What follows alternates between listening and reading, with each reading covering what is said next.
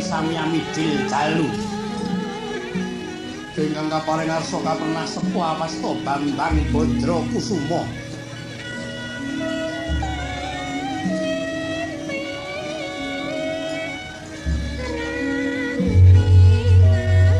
Awasta Bambang Badra Kusuma maksih muda tumaruna luruh pasmane atmika pulatane kuning pamurune piteksa pengawakane memes remane mentara prabane tanpa beda lintang rina ing kaparing wingking kadang tarunane sang Badra Kusuma lah punika sang Kandha Kusuma.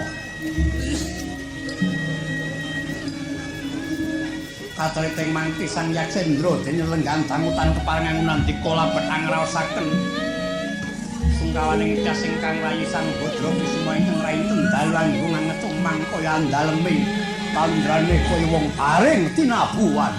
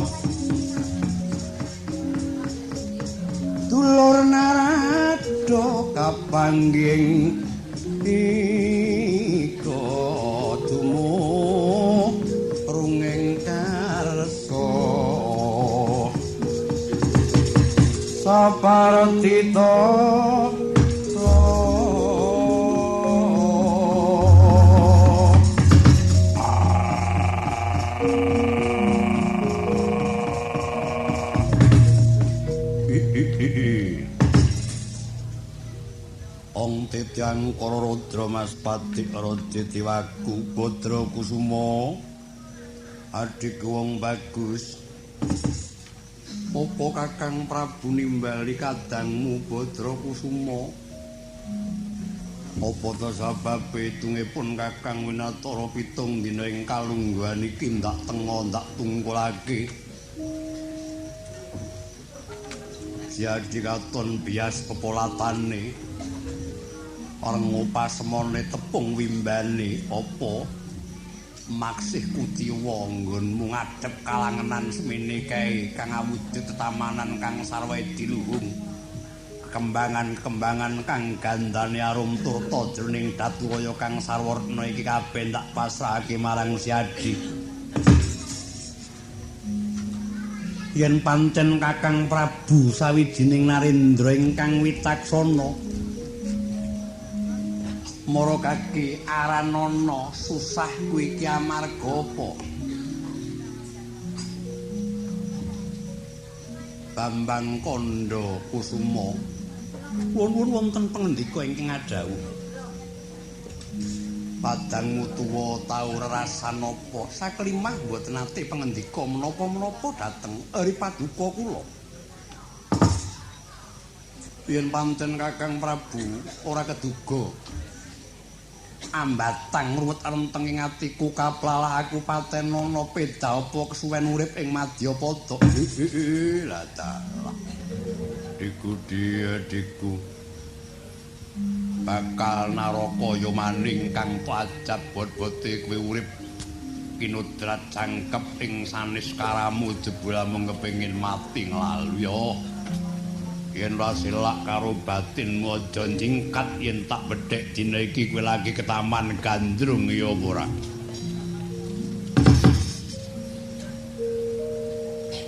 Oh iya Kakang. Oh iya kok Gandrung to. Iya Kakang. Murkake milya putra putrine Narendra ngendi? Pindang atmadaning pandhita sapa? Kang Sarta Widodari putrining dewa sapa aku ingkang asaguh ngebun-bun injingan jawah sore nglamarake Siadi. Kakang ora ana kang dadi teleng ing atiku kejaba mung Raja Putri Wirata putraning Sang Mangsah Pati ingkang sesilih Dewi Utari. Yen to nganti karentek Kang Sarta sedyaning atiku kepengin garwa Dewi Utari ora bakal kelakon aku wong mati Kakang. Upamane ora kelakon kowe luwung mati tak kandhani yen to Utari yekti wis minengkuing kakung. Sadreng Plongkowati putra Madukara kekasih Raden Angka Wijaya Raden Abimanyu. Yen nganti to patutake nggonmu derbe karep mengkono ibarate kaya ngokak-okak turu sijo ngobak-obak banyu bening ngrusak pagrayu. Kabeh kang tak tindakake bakal tak totohi bandaku kang larang dhewe wujuding Jiwaraga. Yen to Kakang Prabu ra kepareng nglamarake dina iki aku njaluk pamit. Mbuh dadine samangsa aku prapta negara Wirata.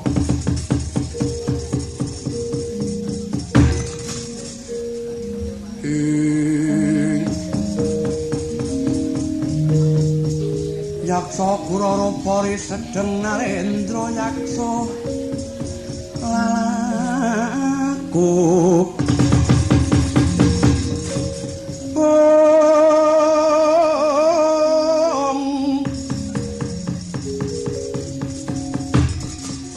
mal-maleng ingkang kambira manga angisis yung metu Prabu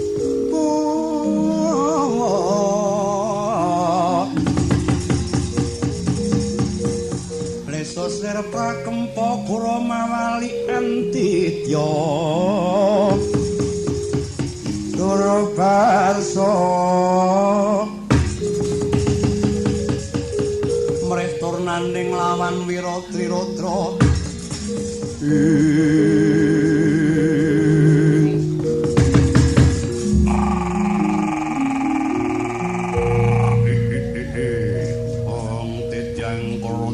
Pati Raja Dewaku yen tomberung tekate Siadi ora kena tindakake mapan sedulurku ya mung loro kowe.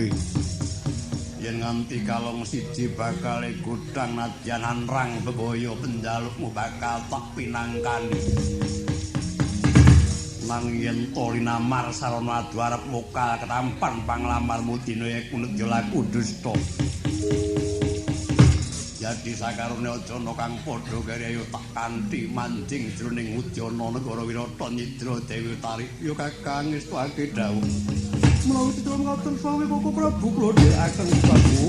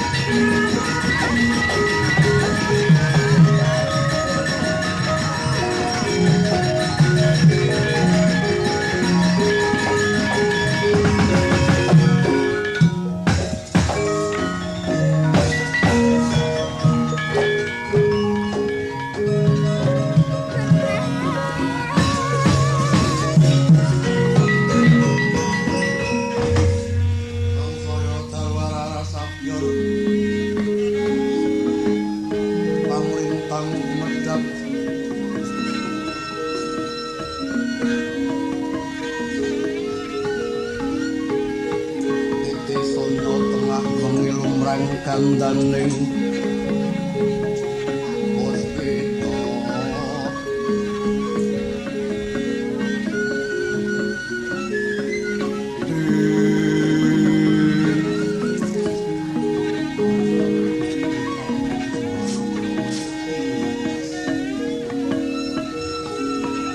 panganing udyani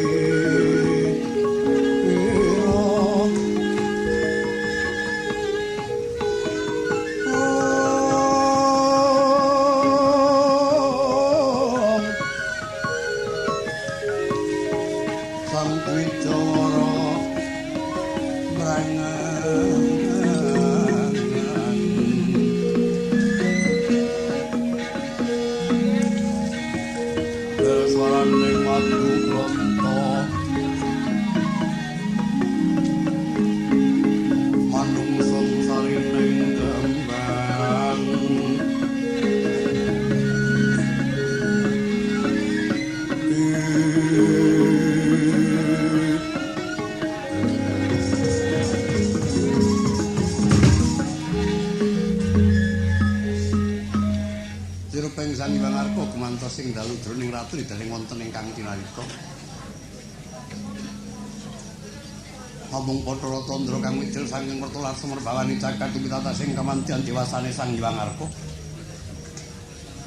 Nalika semana wantine wis ngantik gara-gara